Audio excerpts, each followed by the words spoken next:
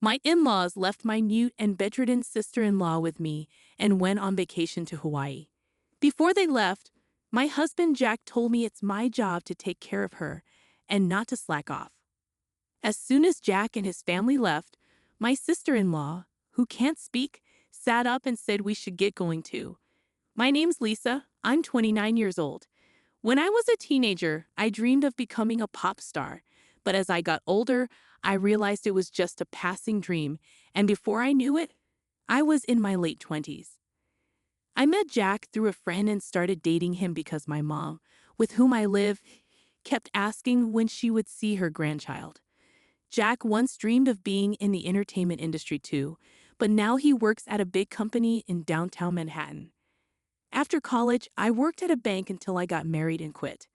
One day, Jack and I visited his parents' house. Jack's younger sister, Lucy, got sick with a fever when she was little. Her mom thought it was just a cold, but when the fever didn't go away, they took her to the doctor. Turns out she had encephalitis from the flu, which left her with brain damage and bedridden. The fever also damaged the part of her brain that controls speech, so she can't talk. Mostly, it was my mother-in-law who took care of Lucy. For some reason, Lucy and I got along well, and I always looked forward to visiting Jack's family. Since Lucy can't speak, we use sign language to communicate after becoming close. I also naturally learned sign language. One day, I signed to Lucy. "We're like best friends who've known each other forever, aren't we?" She replied, "Yes, we are. Let's stay close friends forever." I said, "Of course we will." However, my mother-in-law, who is quite different from Lucy, was always sarcastic towards me. Jack and I live about a 30-minute drive away from his parents' house. Occasionally, my mother-in-law would drive over unannounced and start nitpicking on me. She'd say things like, "Jackie's shoes are filthy. If a man's shoes are dirty, it reflects poorly on his work. It's your responsibility to keep them clean." She always referred to Jack as Jackie and insisted that I fold the laundry neatly because if I didn't, Jackie will be in a bad mood. The one who raised Jack this way was none other than her. No matter how late Jack got home, I was not allowed to go to bed before him, even if he said it was okay for me to do so. My mother-in-law would say such old-fashioned things. When we were dating and initially after we got married, Jack was very kind and never disagreed with me. For example, if I wasn't feeling well and asked him to have dinner outside, he would readily agree. If I saw a designer bag I liked, he would buy it for me the following month. However, about a year after we got married, Jack started to change, or perhaps he returned to his original self. He started coming home late from work, always reeking of alcohol. On weekends, he claimed work kept him away from home, and he would decline my requests to join him when he occasionally visited his parents' home, which was kind of odd. One day, I decided to confront him about it. "Jack, you've become so distant lately. It feels like you're a completely different person," I said. Jack glared at me and replied, "That's not true. You're overthinking things." I retorted, "I don't think I am. You barely talk to me anymore." He told me to stop bringing it up and walked away to take a shower, ending the conversation. One day, Jack surprised me by saying, "This Sunday, I'm going home. What are you going to do?" Jack surprised me with this question, as he had always refused my company on such visits before. "Wait, I can come with you this time," I asked. He replied, "That's why I'm asking." "Well, of course I'll come then. I like to see Lucy too," I added. Jack frowned a bit and said, "You and Lucy seem to get along really well, huh?" "Yes, we do. It feels like we've been best friends forever," I responded, noticing Jack's slight grimace at my words. On Sunday, I drove us to Jack's family home in Nebraska. We stopped at a bakery along the way to buy some pastries as a gift. Jack's mother always frowned when she saw me, but she would light up upon receiving the pastries. When we arrived, his mother came to greet us as usual, but she frowned at my sight, almost as if she was not happy to see me. "Mother-in-law, please have some of these," I said, handing her the pastries. She snatched them from me and peered inside before replying, "Is it these pastries again? They're getting boring, but since you insist, I'll have them." Her face lit up like a child receiving a toy. Is father around today? Jack asked. Jack's father was elderly but still worked actively. He's out at a meeting. Why, did you need something? She asked. No, not really. I just had something I wanted to talk about with him, he replied. I hadn't heard anything about this from Jack. What's going on? Did you have something to tell your father? I asked. It's none of your business, Jack responded. What do you mean? We're a married couple, aren't we? Can you just stop nagging? Jack retorted, to which his mother added, exactly. If Jack doesn't want to tell you something, you shouldn't be prying. I decided not to respond, knowing that arguing with her would be fruitless. Just then, Jack's sister appeared. Oh, Jack, you're here, she said. Sis, perfect timing. I have something to discuss, Jack started. What is it? She asked.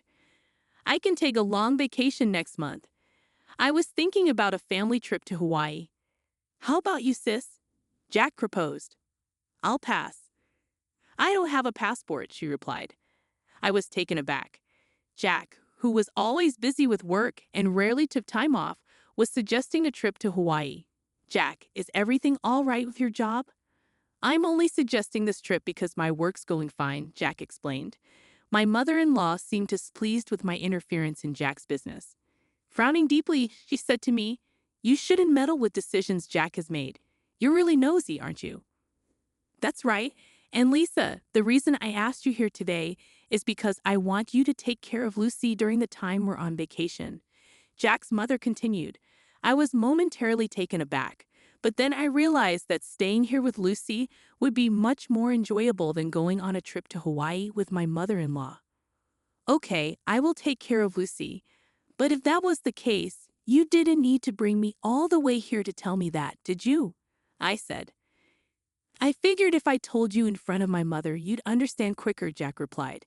He must have assumed I'd resist when I found out I couldn't go to Hawaii. And if I did, he wanted my mother-in-law to forcefully convince me. It was clear to me that this was his intent. I was left feeling dumbfounded and left the room to head to Lucy's room. Lucy looked delighted to see me. It's been a while. How have you been? I asked. I'm good. What brings you here today? Jack asked me to come with him to our parents' house, so I did. But it's strange. Before, whenever Jack came here, he used to tell me I couldn't come along. My brother is definitely hiding something. He's always been secretive. So apparently he's going to Hawaii next month, but I'll be staying back. I think that's better though, I said with a smile. Lucy also replied with a grin. In that case, you should come over and stay here. Sure, I'll do that. After that, Lucy and I had a great time chatting. I always wondered why Lucy and my mother-in-law were so different. About an hour later, Jack came to get me, and we headed home. At that time, Lucy gave me a slight wink. She revealed a shocking truth and an even more shocking plan to me. A month later, on the day of the Hawaii trip, Jack and I went to his parents' house. Although I wasn't going to Hawaii, I brought my luggage to stay at my in-laws for a week with Lucy. When I returned to the living room, everyone going to Hawaii was already there. It seemed that Jack's father wasn't going, as he wasn't present. As the departure time neared, the entire family, with Jack's voice rising above the rest, chimed in, Taking care of Lucy is your job. Don't slack off. Even my mother-in-law added, Please get along well with Lucy. It's better for you to stay here, isn't it? If anything happens to Lucy, it's all your fault. We'll hold you responsible. It was absurd for someone who was about to abandon their immobile sister for a vacation in Hawaii to say these words, but I did not react at all. It didn't matter what Jack said. I wasn't in the mood to see them off. So I went back to Lucy's room. Right then, Lucy sprang up energetically from her bed and called out to me, Come on, let's get going. It echoed a recent conversation we had when Lucy confessed. You know, I could actually walk, and with walking came the ability to converse. Since when? I asked. Since last year, I suppose. Why have you been hiding this from the rest of the family? Lucy began sharing an unexpected tale. Actually, my father and mother are both remarried. I'm my dad's child from his previous marriage, and my sister and brother are from my mom's side. I was surprised, but considering how distant and cold my mother-in-law usually was towards Lucy, I couldn't help but think, I thought so. Is that so? Lucy confirmed, yeah, my mom despises me, and I didn't want to talk to her, so I pretended that I couldn't. And your father? I inquired. Dad knows everything. He's always on my side. Lucy explained, that's why, regarding this trip to Hawaii, I'm thinking we should go too. I was puzzled, huh? What do you mean? Lucy clarified, I mean, I'm planning to go to Hawaii on the same day with you. We'll even stay at the same resort. Lucy said this with a sparkle in her eye, catching me completely off guard. I'd be thrilled to go to Hawaii with you, Lucy.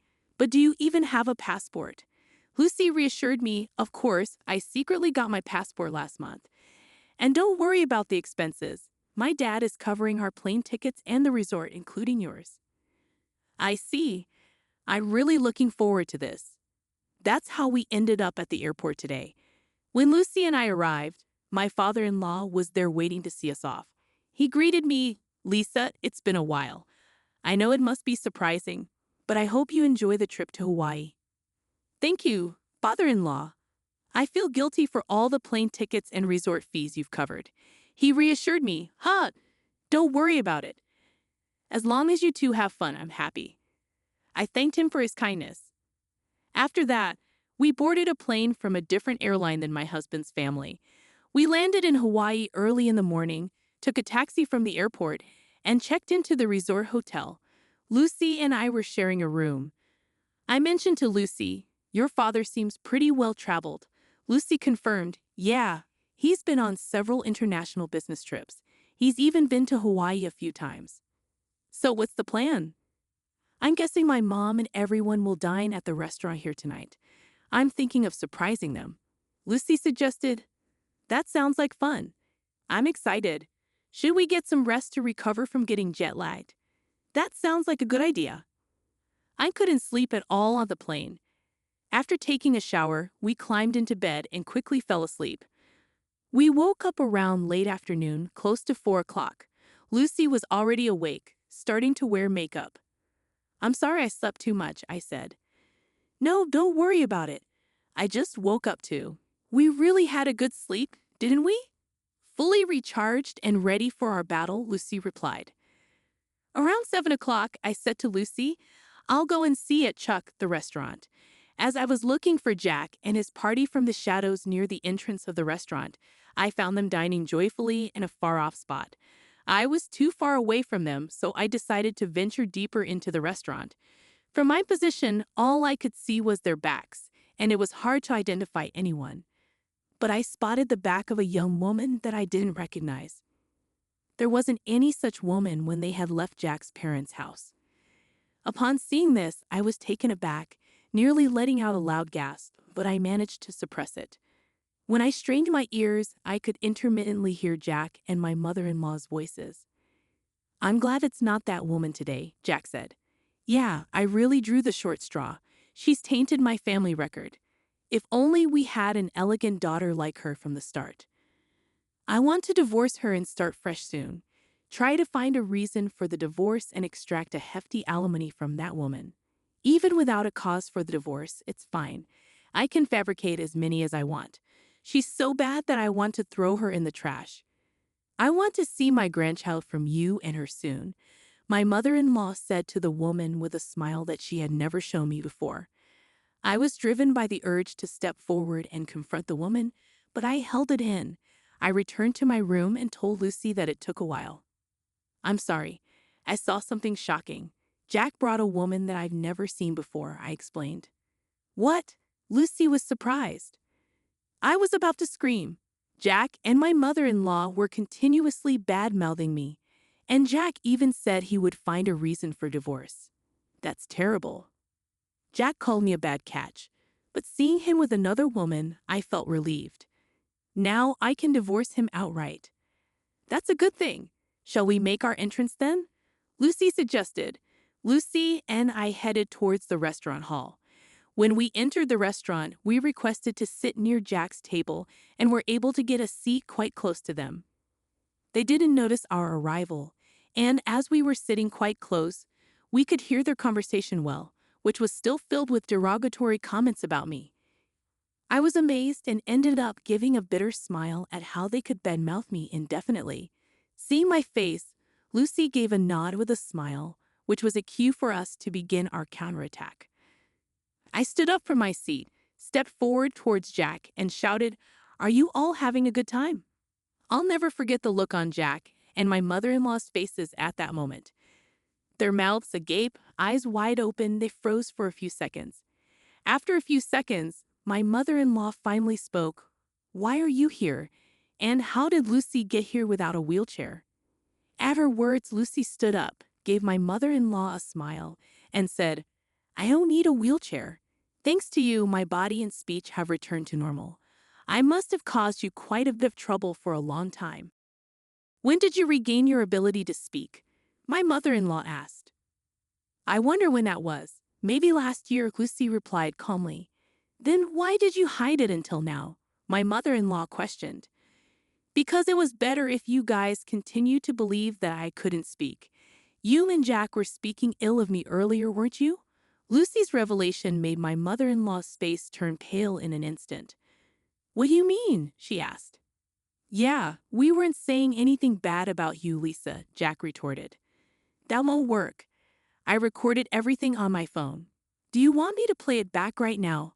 I countered. My mother-in-law fell silent, but Jack stood up, barking, "Lisa, you've been causing me trouble all this time, and now you're making these outrageous claims." Jack's accusations only fueled my resolve. Once I return back home, I'll immediately contact my lawyer to initiate our divorce procedure. You can't deny the fact that you're on a vacation abroad with another woman. Plus, you described getting with me as drawing a blank lottery ticket, so I expect you to demonstrate sincerity by paying a hefty compensation for that comment, I declared. At my words, my mother-in-law seemed to acknowledge her defeat, and her attitude abruptly changed. "Lisa dear, I really like you. Please try to get along with Jack." "This woman is not involved with Jack," she pleaded. "I'm sorry, but I can't do that. Since I am a blank lottery ticket, I cannot live with Jack.